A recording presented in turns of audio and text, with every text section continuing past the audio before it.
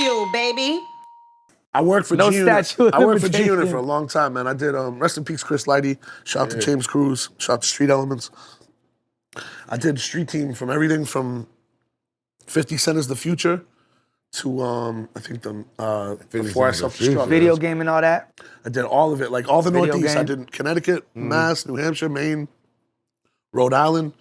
Like I was on the phone with Fifth on the regular doing the conference calls. Chris Lighty was on there. Like it was just shout out to all the street team dudes in the industry, man. Because that was the end of the to me that was the end of the music industry the way I loved it. Yeah, I used to level up Power Summit and all that. We used to go to DR.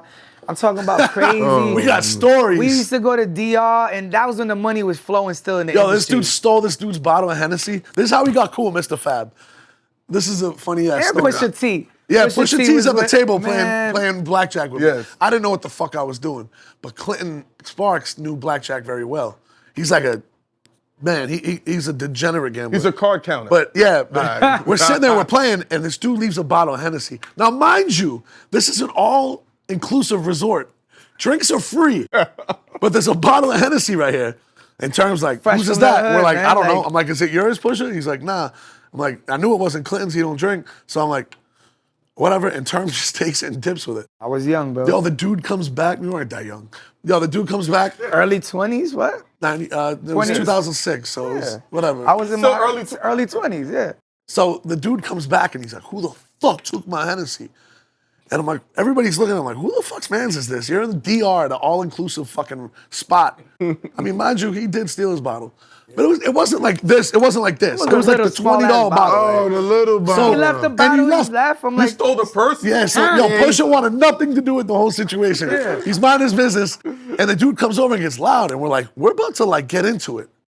And the dude comes over who we don't know at the time, and he's like, yo, peace, I'm Mr. Fab. He's like, what's going on here? And I'm like, I don't know, your man's acting crazy, blah, blah. And he just sunned the dude bad, like really bad. And we ended up being like this, me and Mr. Fab. Fast forward, I'm in Paris with my mother on my birthday. Yeah. And I'm at the Louvre Museum, and Mr. Fab comes out of nowhere. He's with his daughter.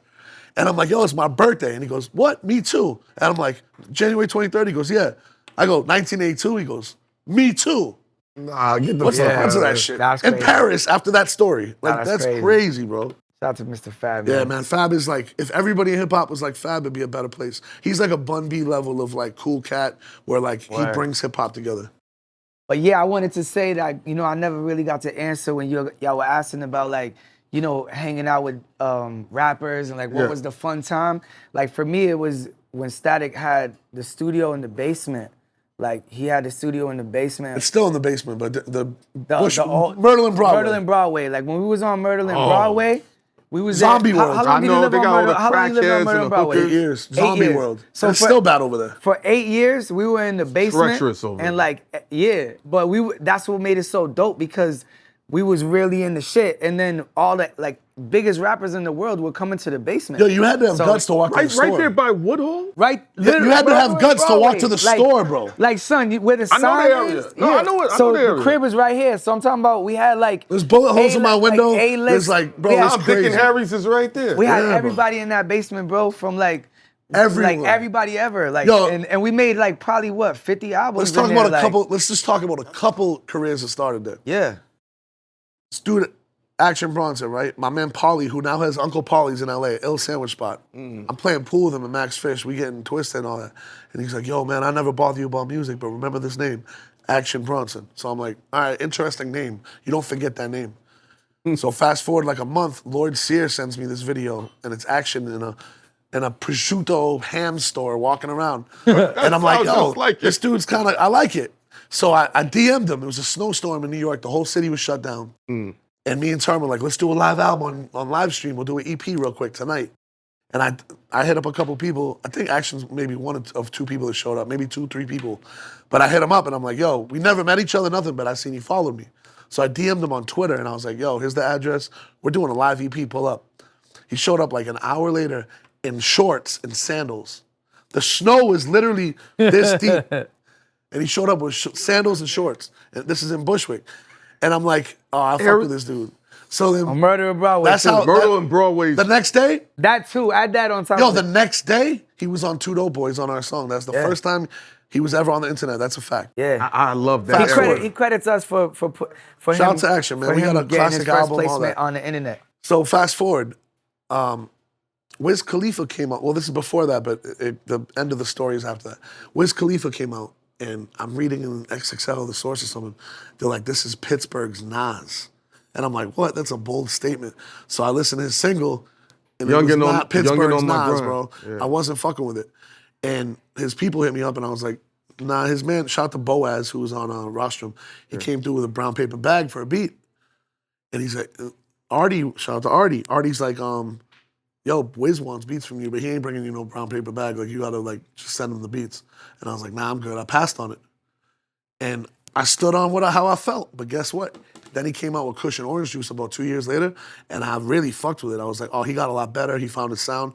I love it. And I'm like, yo, Artie, he still want the beats? He's like, nah, he's good, bro.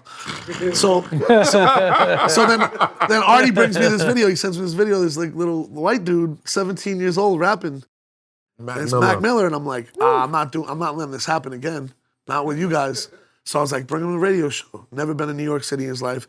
He comes to my radio show, kills it. And I'm like, oh man. He goes, yo, tomorrow's my 18th birthday. I'm putting out this mixtape, Kids. And we were talking about Kids and all that. Like, you know, and when Kids came out in 1995, I was 13 years old. I was like that age of the kids in the movie. So Mac's doing it, and he's 10 years exactly. He was exactly 10 years younger than me. And I'm like, I'm not letting this happen again. I was like, bro, you got to come to the studio tonight. And he's like, I can't, bro. I got to go do my release party in Pittsburgh. This dude drove from Times Square to Pittsburgh. It's about 6.5 hours.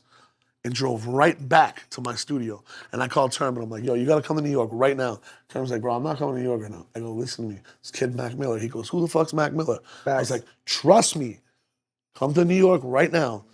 Rob Markman came over. Shout out to Rob. At the time, he's one of the editors at XXL. He's doing his thing. He's the man over there, right? Mm-hmm. And he comes to the studio session. And he's filming it and all that. And before Mac got there, Rob's like, I'm letting you know now this kid is not gonna be an XXL freshman. He kept saying it. And then he watched us make 8292, the song we made that night. And by the end of the song, he's like, this kid's gonna be an XL. Let me tell you how ill it is. That same run when he came to New York, they had me interview him, and they had him downtown, right there on Allen Street. It was a nice hotel. I made him take the train to my crib, bro. It was crazy. Yeah. And I remember he was just, Beats by Dre was popping and everything. We did the interview, it was smooth. I said, yo, shoot a freestyle for me. And at the time, we would shoot it like a movie trailer and shit. He took one of his songs that was meant for somebody else, and we shot it in the room, in the bathroom, and it looked like something crazy. I still have the video to this day. It did millions of views.